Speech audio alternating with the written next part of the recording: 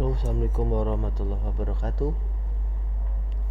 Nah, kali ini tuh kita mau bahas sedikit tentang uh, semiotik ya. Kemarin kan kita sudah bahas tentang teori Peirce. Kemudian Bapak mau ceritakan lagi tentang teorinya Roland Barthes. Nah, sebenarnya tuh siapa sih Roland Barthes itu? Nah, kita akan uh, di sini tuh Bapak udah nyiapin uh, foto si Roland Barthes itu siapa. Kita cari dulu mana Bapak Roland Barthes ya. Nah, jing jing jing jing, ini dia. Ini Roland Barthes itu. Tapi kalian nggak usah terlalu bagaimana ya, terlalu mengidolakan dia. Kita ambil saja ilmu tentang semiotiknya. Nah, dia tuh melahirkan suatu metode, namanya itu metode denotasi semiotik ya, tetap tapi dengan unsur denotasi terus uh, konotasi. Nah, ini dua pemahaman yang berbeda.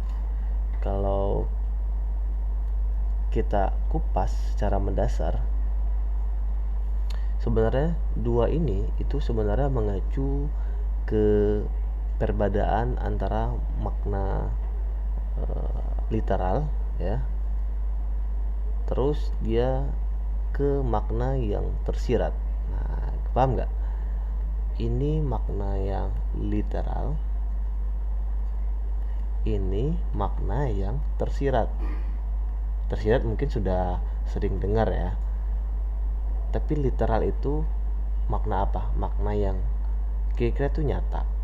Nah, contohnya itu misalkan denotasi itu kita buat sebuah mobil, ungkapan ya, mobil. Ini benda berarti ya, mobil. Dalam denotasi, mobil ya itu mobil. Kendaraan roda 4 punya mesin, jalan gitu kan. Nah, cuman secara konotasi dia punya makna tersirat. Bisa jadi aja mobil itu adalah makna kekayaan ya, makna eh, ke apa lagi, kebangsawanan kira gitu.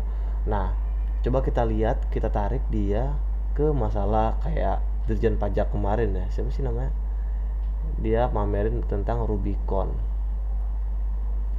Mungkin secara denotasi, nah Rubicon ini ya mobil, mobil mobil apa ya, ya mobil ke mesin yang beroda 4. Cuman secara konotasinya ya dia termasuk barang mewah. Melambangkan, Rubicon ini melambangkan apa ya, melambang kekayaan, kemewahan dan segala macam lah. Nah, ini yang dikatakan bahwa teorinya Roland Barthes itu memiliki dua makna yang berbeda. Pertama, dia bisa menjadi makna literal, yang kemudian maknanya bisa menjadi makna yang tersirat. Nah, tapi nih sebenarnya dua makna ini tuh mengacu ke unsur semiotik. Nah, kenapa? Kan semiotik kan ilmu tanda ya. Kenapa kok dua makna ini bisa mengacu ke makna semiotik? Kita ambil analogi yang lebih sederhana lagi. Misalkan seekor anjing, anjing dalam makna denotasinya dia hanya hewan yang punya 4 kaki dan berbulu segala macem lah ya. Tapi kalau dia sudah masuk ke konotasi, otomatis dia menjadi ada makna-makna tersirat. Anjing itu tidak menjadi si anjing binatang lagi, tapi menjadi apa? Bisa sebuah umpatan, ya kan? Bisa apa lagi? Anjing itu bisa menjadi kata-kata yang tidak pantas. Nah, itu perbedaan tersirat dan literal tadi. Kenapa dia jadi unsur semiotik? Karena di antara denotasi dan konotasi itu punya nanti yang namanya bentuk-bentuk ada sebuah bahasa dan gambar di sana. Karena biasanya bahasa dan gambar itu memiliki sebuah konotasi ya yang terkait dengan konteks sosial dan budaya. Nah, contoh-contoh, kita contoh ke budaya Minangkabau ya. Ini riset analisis dasar. Gonjong ya, gonjong tau lah ya. Ini ya. Gonjong ini kalau dinotasi dia hanya atap pelindung rumah, ya kan? Besar bentuknya, kayak tanduk kerbau, apalagi. Ya maknanya literal ya, maknanya itu memang dapat dilihat secara bentuk. Tapi secara konotasi, gonjong itu memiliki makna macam-macam ya. Ada yang maknanya itu melambangkan keharmonisan Minang, ada maknanya itu melambangkan antara hubungan transendental ya antara manusia dan Tuhan, ada hubungan antara manusia dan hukum yang mengikatnya. Wah, banyak lagi maknanya, tergantung bagaimana tradisi itu menjawab makna tersebut ya. Nah, yang kita kupas tadi ya, yang kita kupas barusan, gonjong ini kan sebuah bentuk, ya kan? Semua bentuk, sebuah tanda. Nah, tanda inilah yang membuat dia menjadi sebuah unsur semiotik. Nah, ini dia membuat jadi unsur semiotik karena ada tanda yang dikupas dan dibahas oleh si Roland Barthes tadi di notasi konotasi. Nah, pertanyaannya, akan jadi apa notasi konotasi ini jika bertahun-tahun berwindu-windu gitu ya, menjadi lama-kelamaan itu akan menjadi sebuah mitos. Nah, ini emang agak sedikit berat di pembahasannya. Kita coba kupas ya. Malin Kundang, cerita yang sangat sangat kita kenal ya, cerita Malin Kundang.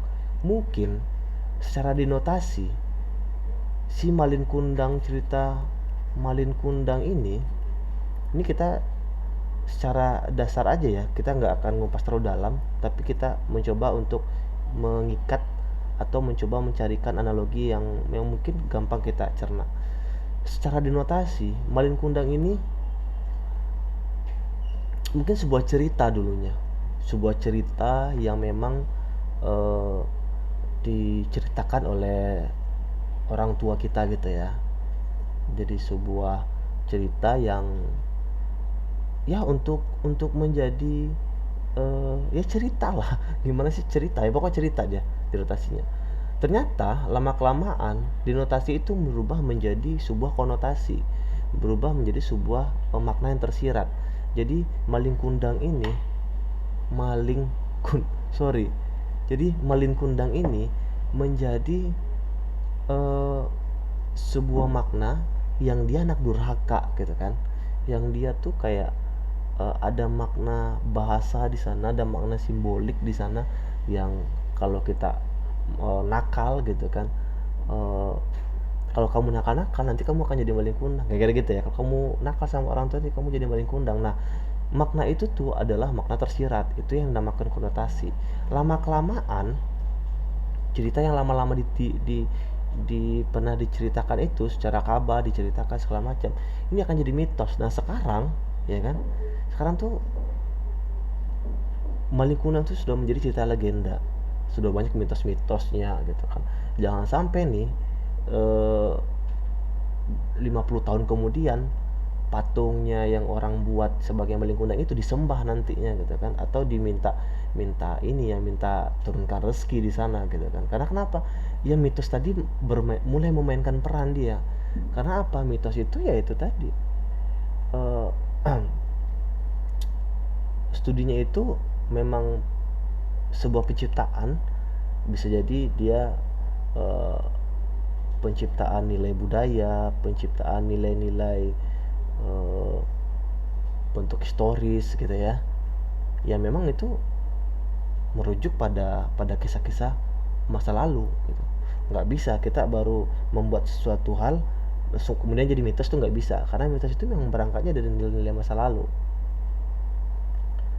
Nah, itulah yang coba Roland Barthes jelaskan tentang denotasi konotasi. Nah, dasarnya adalah ceritakan tadi ya, denotasi adalah bentuk literal, konotasi ada bentuk tersirat. Literal artinya bentuknya yang nyata gitu ya dasarnya, konotasi itu bentuknya yang punya makna tersirat. Dan kemudian kalau ini suatu bentuk itu satu ilmu tanda, ilmu bentuk, lama-lama dikembangkan bisa jadi dia akan menjadi sebuah mitos nantinya, kira-kira gitu ya. Itu aja hari ini, makasih. Assalamualaikum warahmatullahi wabarakatuh. Oh iya, ada tugasnya nanti kalian mencarikan analogi-analogi tentang denotasi dan konotasi ini ya. Carikan analoginya minimal 5. Itu tugasnya. Cukup sekian, makasih. Assalamualaikum warahmatullahi wabarakatuh.